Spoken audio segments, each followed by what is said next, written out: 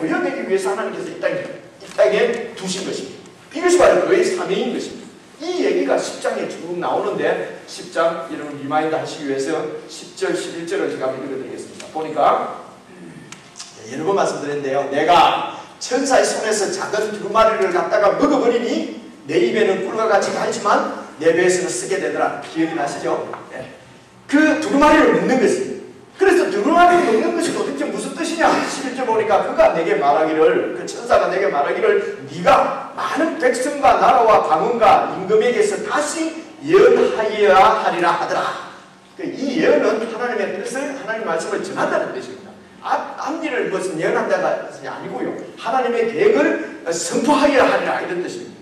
여기에 요한이 두루마리를 먹었다고 그랬는데 다시 한번 정리를 해드리면 이 두루마리는 무엇입니까? 바로 하나님의 계획입니다. 하나님의 목적입니다. 하나님의 뜻입니다. 무엇입니까? 하나님을 떠난 백성들, 하나님의 통치를 거역하고 하나님을 떠난 백성들을 사탄이 붙잡고 지금 왕노릇 하는데, 사탄이 이 세상 나라의 왕으로서 세상 사람들을 붙잡고 있는 것이 뭐냐 그러면요, 죄하고 사망입니다. 이 세상 사람들이 죄를 지어서 하나님 앞으로 도저히 올 수가 없는 거예요. 그래서 사탄은 이 죄지은 인간들을 죄를 통해서 붙잡고 있는 것입니다. 하나님은 너를 심판하는데 절대로 하나님은 너를 사랑을 받아들이지 않아. 도대체 그런 죄를 짓고도 뻔뻔스럽게 하나님께 나갈 수 있어? 뭐 이런 게 있지 않습니까? 이렇게 해서 하나님께 절대로 하나님 나라로 들어가지 못하도록 이 사탄이 세상 사람들을 붙잡고 있다는 것입니다. 그 죄는 또 어떤 것으로 나타납니까? 교만입니다. 건방짐입니다. 하나님 없어도 된다는 것입니다. 내가 하나님이라고 하는 것입니다. 이런 죄들을 계속 부추깁니다. 그렇게 해서 하나님께로 가지 못하도록, 하나님의 사랑 가운데 들어가지 못하도록 이 사탄은 죄를 통해서 백성들을 붙잡고 있는 것입니다. 그리고 사망의 권세입니다. 죄를 지은 사람은 다 죽게 되어 있습니다. 이 죽음에 대한 공포입니다. 그래서 이 죽음에 대한 공포가 너무 무섭기 때문에 이 죽음을 잊어버리려고 합니다. 그래서 죽음은 끝이라고 합니다. 자꾸 사람들이 죽음은 끝이다, 죽음은 끝이다. 죽고 나면 끝이지 뭐가 있느냐. 이렇게 자신들을 안심시킨다는 말입니다. 그렇게 안심을 시켜도 우리 속에는 떨쳐버릴 수 없는 죽음에 대한 공포들이 있습니다. 그래서 여러분 권력이 있고 하면 진시 황제 뭐 이런 사람들도 불로초를 구하고 뭐 그러지 않습니까? 중국에 여행 갔다 오신 분들은 알겠지만 그 백마병인가 뭐 하는 이런 인형 같은 것들이, 인형 같은 이름 보셨습니까? 진시 황인가 그 황제들 무덤에 들어가면은요, 이런 그 인형들이 막 군사 인형들이 무지무지 많은데요, 다시 살아날 거라고 믿으세요. 다시 살아나면 이게 전부 다 이 인형들이 다 살아나서 내 군대가 될 거라고. 그러니까 혼자 안 죽고 그 군대를 전부 다 땅속에 같이 묻어놨거든요. 그거 지금 그 옛날에 왕이 그래 해놓는 바람에 요즘 중국이 그것 때문에 떼돈 벌잖아요. 관광 수입. 아주 심각한 하늘나라의 비밀을 얘기하는데 땅에 말을 하니까 여러분들이 멍한 것 같습니다. 어쨌든 사람들이 이 죽음에 대한 공포들이 있습니다. 이런 것들을 이용해서 하나님께 가지 못하도록 이 사탄이 이 세상 사람들을 포로로 잡아서 왕노릇합니다. 그래서 이 세상을 소망 없이 살게 만들어 버립니다. 그냥 내세에 대한 소망도 없이 이 땅이 다라고 생각합니다. 그래서 그리고 모으고 노후 보장을 잘하고 나면은 죽음이 안 올 것 같이 생각합니다. 그러나 우리의 죽음은 언제 찾아올지 모릅니다. 이게 언제 우리에게 임할지 모르는 것이 죽음인 것입니다. 이런 죽음에 대한 공포, 죄에 대한 마음의 죄책감, 이런 것들을 넣어서 이 사탄이 지금 왕노릇 하는데, 하나님께서 그 아들 메시아를 이 땅에 보내셔서 그 사탄이 붙잡고 권세를 누리는 그것을 완전히 박살냈다는 것입니다. 어떻게 해요? 십자가에 당신이 죽으심으로써, 하나님의 아들인 예수 그리스도께서 당신이 십자가에 달려 죽음으로써 그 피로써 모든 인류의 죄값을 다 치르셨다는 것입니다. 이제는 예수 그리스도의 이 공로 앞에 무릎을 꿇고 예수님의 그 피를 나를 위해서 흘리신 하나님의 아들의 피로 믿는 자는 하나님께서 그 모든 죄들을 다 용서하시고 사랑으로 그 아들로 받아주신다고 하는 것입니다. 여러분, 이 예수님을 믿고 하나님의 사랑 가운데 가게 되면 사탄이 힘을 쓸 수가 없는 것입니다. 예수님께서 십자가에 죽으셨습니다. 그리고 다시 사흘 만에 부활하심으로 사망의 근세를 깨뜨려버린 것입니다. 예수님께서 죽음 가운데서 부활하심으로 사망도 예수님을 붙잡을 수 없다, 예수님을 넘어뜨릴 수 없다는 것을 보여주신 것이죠. 바로 생명의 주인이 바로 예수 그리스도라고 하는 것을 보여주신 것입니다. 그러므로 예수님께서 참 생명, 영원한 생명, 영생을 우리에게 주시는 생명의 창조주시오 주인이신 것을 보여주신 것입니다.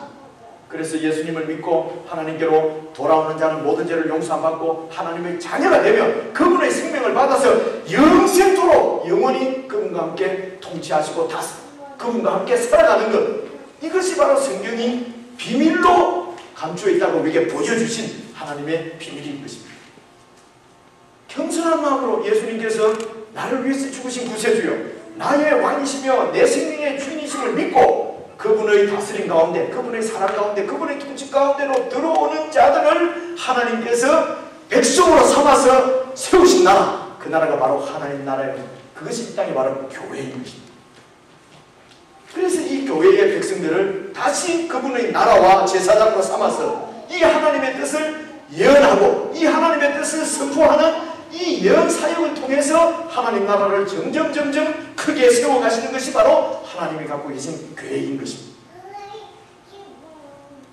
이 예언 사역, 이 사실을 많은 백성과 나라와 방과 임금에게 네가 다시 예언하여야 하리라, 이렇게 말씀하지 않습니다. 이 두루마리를 먹는 사건, 이 예언의 중심에, 이 두루마리의 중심에 바로 예수님이 하나님의 아들이시며 우리 죄를 위해서 십자가에서 죽으시고 사흘 만에 부활하셔서 지금도 살아계시면서 우리를 다스리시는 왕이다 하는 이 사실이 바로 예언의 중심인 것입니다. 우리 선포의 중심인 것입니다. 그래서 자신이 왕이 되어서 자기의 유익만을 위해서 자기 성을 쌓으면서 하나님과 등지고 살아갔던 삶들을 돌이키고 회개하고 예수님의 주되심을 믿으라고 말씀하는 것입니다. 이것을 예언하는 것이 바로 하나님의 뜻을 선포하는, 하나님의 말씀을 선포하는 것입니다. 이 일을 요한에게 맡긴다고 하는 것을 두루마리를 먹으라. 요한에게 말씀하신 이 예언 사역이 다시 교회에게로 넘어왔다고 하는 것을 설명하는 것이 이 사도행전 11장 초반부에 오늘 우리가 15절을 읽은데 14절까지가 그 말씀이에요. 한 말씀만 보시게 되면요, 요한계시록 11장 3절, 내가 나의 두 증인에게 권세를 주리니 그들이 붉은 베옷을 입고 1260일 동안 예언할 것이다. 여기 두 증인이 바로 교회라고 제가 지난번에 다 설명을 드렸습니다. 이 두 증인은 바로 교회입니다. 이 교회가 권세를 받았어요. 권세를 주리니 했는데 이 권세가 무슨 권세입니까? 예언하는 권세입니다. 예언하는 권세가 바로 이 하나님 나라를 선포하는 것입니다. 그리스도가 왕되심을 증거하는 것입니다. 얼마 동안 합니까? 1260일입니다. 요게 42달이에요. 42달은 3년 반입니다. 3년 반은 잘 모르는 기간. 이것은 무슨 말입니까? 주님께서 재림하실 때까지, 언제 재림하실지 모르는데 그 재림하실 때까지의 기간을 1260일이라고 말씀하는 것이에요. 주님께서 재림하실 동안에 이 교회가 예수 그리스도의 주되심을 선포하고 증인으로서 예언 사역을 감당함으로, 그렇게 함으로 하나님 나라가 완성되어져 간다는 것입니다. 굵은 베옷을 입고 한다는 말은 무엇입니까? 회개하라는 것이죠.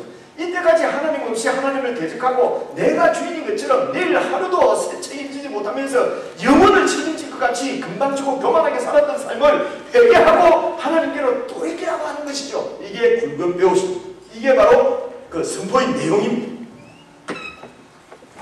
세상 가운데 있는 교회는 이 예언 사역을 감당하면서 세상 나라로부터 고난과 핍박을 받는다고 성경은 말씀합니다.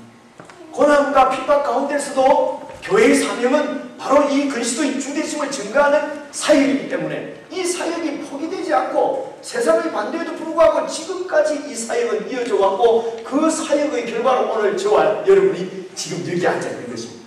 우리가 바로 하나님 나라 백성으로 부름받아서 교회를 이루고 그리스도의 주되심을 선포하고 그리스도께서 주이심을 증거하는 하나님의 나라로 우리가 지금 부름받아 복을 누리고 있는 것입니다. 이 증거 사역의 결과로 믿지 않는 사람들은 어떻게 되느냐?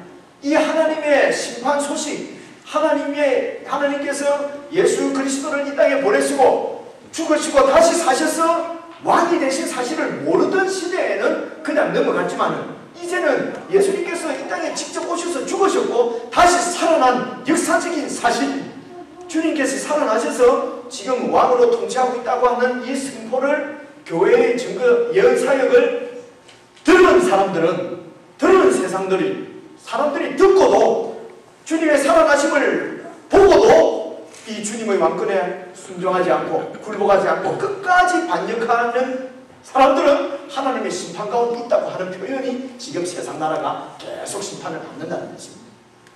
그래서 요한복음 3장에 이미 믿지 않는 자는 정죄 가운데 있다, 심판 가운데 있다, 이렇게 표현하고 있는 것입니다.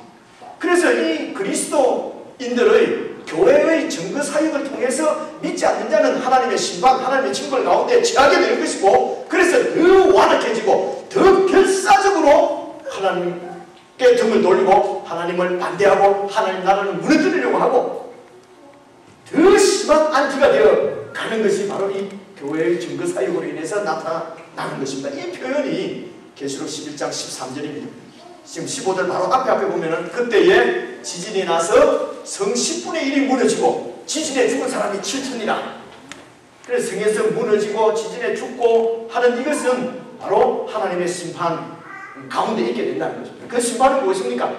더 완악해져서 하나님을 반역하고 까지 믿지 않고 믿는 자들을 핍박하고 이렇게 된다는 것입니다. 이게 바로 하나님의 징벌이 하나님의 심판이라고 하는 것입니다. 그런데 은혜를 입은 자들은 그 남은 자들이 어떻게 해요?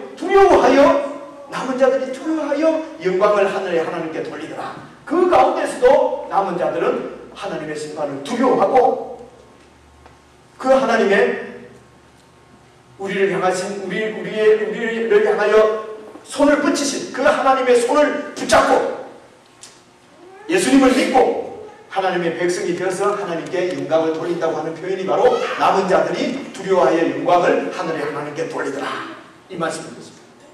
그리고 오늘 본문 말씀 15절 말씀을 다시 한번 보시면요, 일곱째 천사가 나팔을 불 때에 하늘에 큰 음성들이 나서 말하기를 세상 나라가 사탄의 나라, 이 세상 나라가 우리 주님의 나라가 되어서 세세토록 주님께서 왕노릇 하신다, 이 선포가 막 흘러나온 것이에요. 일곱째 천사의 나팔은, 일곱째 나팔은 이게 마지막 천사의 나팔 소리입니다. 이 마지막 나팔 소리가 날 때에 세상 나라는 모두 그리스도의 나라가 된다고 하는 것입니다. 이 말은 무슨 말입니까? 끝까지 회개치 않고 대적하는 우리들은 심판받아 멸망에 처하고, 그 중에서 은혜를 입은 자들은 자신들의 죄를 회개하고 반역죄를 회개하고 예수님의 왕권에 굴복하기로 결정하고 항복하고 하나님의 사랑을 받아들이고 돌아온 자들, 그들은 이 그리스도의 나라에 함께 참여함으로 이 세상 나라가 완전히 변하여서 오늘 말씀대로 그리스도의 나라가 된다고 하는 것입니다. 이것이 바로 요한계시록 11장 15절 오늘 우리가 읽은 세상 나라가 우리 주와 그의 그리스도의 나라가 되어서 그가 세세토록 왕노릇 하리로다 하는 의미가 바로 이것입니다. 결론이 무엇입니까? 11장에 나오는 두 증인은 바로 교회의 예언 사역을 통해서 심판받은 자는 심판받고 회개해서 하나님께로 돌아오는 자는 구원받아서 하나님 백성들의 공동체에 들어와서 그리스도와 함께 세세토록 왕노릇하는 이 영생을 누린다는 것입니다. 영원히 죽지 않고 사탄의 권세로부터 해방되어져서 우리에게 주신 이 영생을 누리는 것, 이 놀라운 하나님의 계획, 그분의 사랑에 감격해서 이 사랑을 알아서 감격하는 교회가 드리는 찬양이 바로 16절로 이어지고 있습니다. 보시면은요, 하나님 앞에서 자기 보좌에 앉아있던 24장로가 교회라고 여러 번 말씀드렸죠. 24장로가 엎드려서 얼굴을 땅에 대고 하나님께 경배하여 이르되 감사하옵나니, 주님은 이 비밀이, 이 계획이 감사하다는 것이, 우리를 이렇게 불러주셔서 하나님 백성 삼은 것이 감사하다는 것이, 하나님을 끝까지 대적하는 세상 나라를 이렇게 심판하신 것 감사하다는 것입니다. 옛적에도 계셨고 지금도 계신 주 하나님, 곧 전능하신 이여 친히 그 권능을 잡으시고 왕노릇 하신 주님을 찬양합니다. 이게 바로 교회가 드리는 찬양입니다. 그 다음 절을 보시게 되면요, 이 예수님의 통치에 반대하고 끝까지 반역한 무리들, 이런 무리에 대한 심판과 죄를 회개하고 돌이킨 하나님의 백성들에 대한 상을 대조적으로 표현하면서 지금 핍박 가운데 힘들어하고 있는 교회에게 소망을 주시는 말씀이 18절 말씀입니다. 이방들이 분노하네. 이방들이 분노한다고 했어요. 세상 나라 이방들이 분노합니다. 분노하며 주의 진노가 내려서